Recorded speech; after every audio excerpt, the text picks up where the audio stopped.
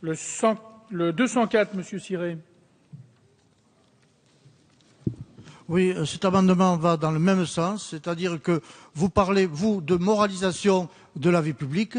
Je pense qu'autoriser des anciens délinquants à se présenter à des élections, alors que de nombreuses professions, en particulier les médecins, les avocats, les journalistes, les policiers, les fonctionnaires, ne sont pas autorisés, s'ils ont un casier judiciaire numéro 2, numéro 3, à se présenter à ces professions. Moi, j'ai été médecin, 9 ans d'études. Ensuite, j'ai demandé à être médecin. Donc, j'ai déposé au Conseil de l'Ordre un casier judiciaire numéro 2. Si j'avais été condamné à des peines du type qu'on vous propose, j'aurais pas pu être médecin après avoir fait 9 ans de médecine. Et donc, il est inadmissible que des Français soient soumis à des restrictions pour faire leur métier et que des maires, des députés, des conseillers généraux qui font les lois et qui sont en particulier les maires qui sont en même temps des gens qui commandent la police municipale et qui sont des officiers ministériels puissent exercer ces professions. Donc je trouve cela totalement inadmissible et quand on va moraliser, on ne nous amuse pas avec des lois sur le patrimoine, etc. comme vous le faites. Vous prenez une responsabilité importante au niveau des Français qui considèrent que la moralisation, c'est empêcher déjà des délinquants d'exercer le métier que nous sommes. Le 203, c'est Monsieur Ciré également. C'est dans le même sens. Donc sont inéligibles aussi à compter de 10 ans les gens qui ont effectué des peines contraires à certains critères qui sont contraires totalement à la moralité, qui sont des peines graves. Et donc je pense que tous les Français doivent être égaux devant la loi et les députés, les sénateurs et les élus doivent donner l'exemple. Merci. Avis de la Commission, Monsieur le Président, sur l'ensemble de ces amendements. Oui, Monsieur le Président, c'est naturellement un avis défavorable pour une raison qui tient au principe constitutionnel de la légalité des peines et des délits. Il y a, vous le savez sans doute, mon cher collègue, en droit français, un principe qui est l'individualisation de la peine, petit 1.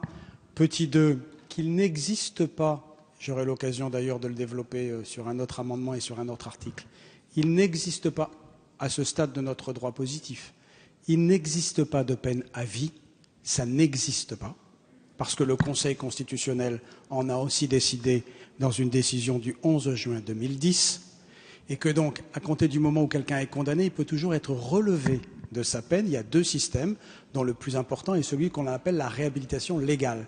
Donc dire aux Français une peine à vie, c'est mentir au regard du droit positif. Donc au nom de ce droit constant, appuyé sur un principe constitutionnel, je le disais, de l'égalité et de la nécessité d'éluder les peines, du principe de l'individualisation des peines, on ne peut condamner quelqu'un définitivement. Avis du gouvernement, Monsieur le ministre. Même avis défavorable. Monsieur Wauquiez. Monsieur Wauquiez. Monsieur Wauquiez. Distrait par 120 000 amendements. Monsieur le Président, si je vous dis la phrase suivante. Enfin, les élus condamnés pénalement pour fraude fiscale ou pour corruption seront interdits de tout mandat public. Si j'écoute bien ce que vous m'avez dit, c'est un mensonge. C'est ce que vous venez de dire. Cette phrase, c'est pas M. Ciré qui l'a dit. C'est pas un député de ses bancs. C'est pas ceux de l'opposition, c'est François Hollande. Et donc, ce qu'a proposé François Hollande, en tout cas, c'est ce que vous dites. Les élus condamnés pénalement pour fraude fiscale ou pour corruption seront interdits de tout mandat public. Il aurait menti. C'est ça que vous êtes en train de nous dire. Ce que vous êtes en train de nous dire aussi, visiblement, c'est que le gouvernement aurait menti. Puisque le gouvernement a déposé un amendement qui est également en ce sens. Je ne suis pas sûr que votre approche et votre clé de lecture du Conseil constitutionnel soient totalement bonnes.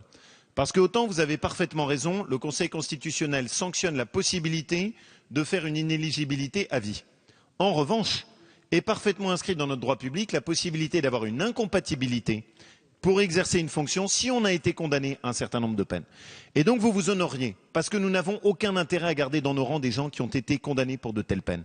Vous vous honoreriez, et on aura à nouveau ce débat un peu plus loin, en suivant à la fois ce qui a été au fond la parole du Président, ce qui sont des amendements déposés par un certain nombre de nos amis députés et qui permettraient de faire le ménage sur un certain nombre de personnes ultra minoritaires qui ont été condamnées à des peines qui les rendent incompatibles avec l'exercice de la représentation nationale. Et ne nous cachons pas derrière ce type d'argument. La réalité, c'est que le Conseil constitutionnel sanctionne certains dispositifs, mais pas l'incompatibilité. N'accusez pas de mensonge et surtout pas le président de la République que vous avez défendu. Monsieur Poisson. Merci, Monsieur le Président. S'il me le permet, il me permettra sûrement, je vais prendre le contre-pied de ce que vient de dire notre collègue Wauquiez. Pas sur le fait qu'il a rappelé utilement la déclaration liminaire du président de la République qui nous a mis dans une fausse piste dès l'origine en imaginant cette impossibilité à vie d'être réélu. Mais parce que il y a quelque chose de curieux à ce que, à mes yeux en tout cas, à ce que eh bien, nous soyons nombreux sur ces bancs ici à veiller à ce que ceux qui sortent de prison, ceux qui ont payé leur peine, des amendes, de l'emprisonnement et ainsi de suite, et dont on se bat, et nous sommes nombreux à le faire, pour faciliter la réinsertion, la réhabilitation, eh bien qu'il puisse y avoir des exceptions à cette règle. Et je serais très surpris, pour ne pas dire choqué, que, pour ainsi dire, les élus soient les seuls à ne pas pouvoir bénéficier de mesures, non pas de clémence, mais du bénéfice d'avoir payé la dette qu'ils avaient à l'égard du corps social en ayant réparé d'une peine de prison, d'une amende ou de quelque nature que ce soit. Il n'y a aucune raison pour que les élus soient les seuls à être sanctionnables de cette façon.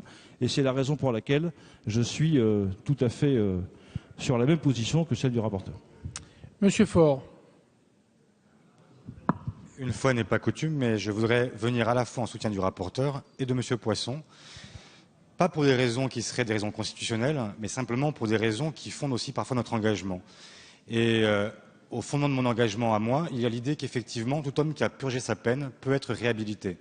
C'est le fondement même du droit pénal et c'est le fondement même de l'humanisme qui peut animer nombre d'entre nous. Et donc, je rejoins Monsieur Poisson sur ce sujet. Merci. Monsieur Wauquiez, quelques mots. C'est intéressant parce qu'au moins on voit qu'on a un débat qui dépasse parfois les rangs de cette Assemblée. Ma conception et la vôtre est parfaitement respectable, c'est que quand on est élu de la République, on a une exemplarité qui est différente.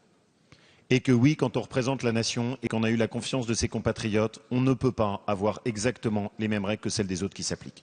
Et qu'on a pour nous un devoir et une exigence qui est un peu plus forte. Je crois d'ailleurs, Monsieur Faure, que c'est au fond ce que vous avez développé souvent à travers vos amendements. Et je crois qu'il faut aller jusqu'au bout. Oui, certes, ça crée des contraintes qui sont plus importantes. Mais on a aussi la chance de représenter nos compatriotes. C'est une fonction qui donne beaucoup de dignité, beaucoup de responsabilité. Ça s'incarne évidemment sur le fait qu'on ne peut pas accepter d'avoir dans nos rangs des gens qui, après le vote de la loi, ont continué à être condamnés pour des peines extrêmement lourdes, qui entachent quand même la capacité de représenter la République dignement. Monsieur Ciré, puis ensuite Monsieur le Président Urvoas.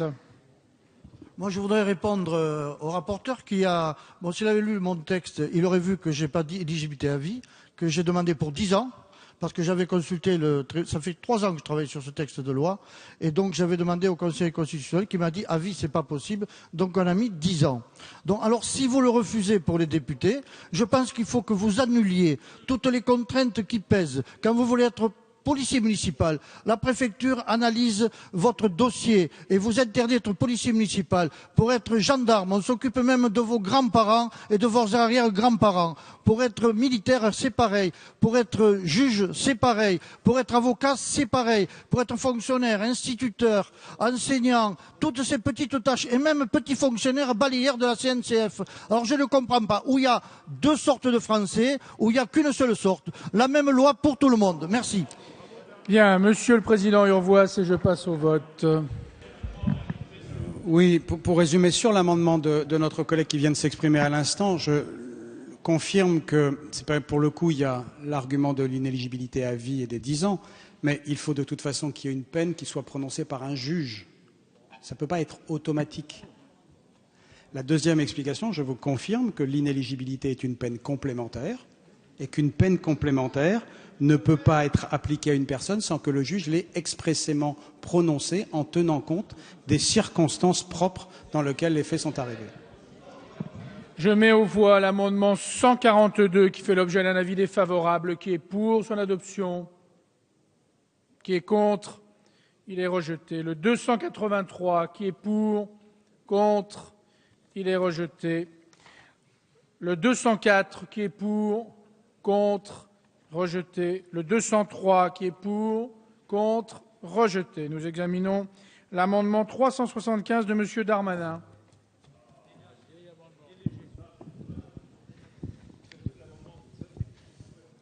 Merci, Monsieur le Président. Puisque nous en sommes à modifier le code électoral, il m'est venu l'idée de redéposer, je crois que mon collègue Abad, qui va nous rejoindre, dépose un amendement sur le même type de sujet, une proposition de loi que j'ai pu rédiger, et je n'engage bien sûr en parlant que moi-même et les co-signataires de l'amendement. Je préfère le dire ici. Je pense que nous aurons l'occasion d'en reparler aussi, Monsieur le Ministre, Monsieur le Rapporteur, Monsieur le Président, lors nous parlerons du cumul des mandats. Je pense qu'au moment où les députés, les sénateurs ont voté plusieurs fois dans les mandats précédents la fin, la mise en retraite directement des magistrats, notamment 67 ans, c'est l'âge auquel les magistrats ne peuvent plus être magistrats. Je propose que ne peuvent plus être élus toute personne âgée de plus de 67 ans au 1er janvier de la date d'élection, ce qui nous fait plus 5 ans, 72 ans pour les députés, plus 6 ans, 73 ans, 73 ans pour les sénateurs, 72 ans pour les députés. Je pense que ça a le mérite du débat, et je vois que ceux qui râlent, bien sûr, ne sont soumis à aucun conflit d'intérêts dans cette maison. Avis de la Commission, Monsieur le Président.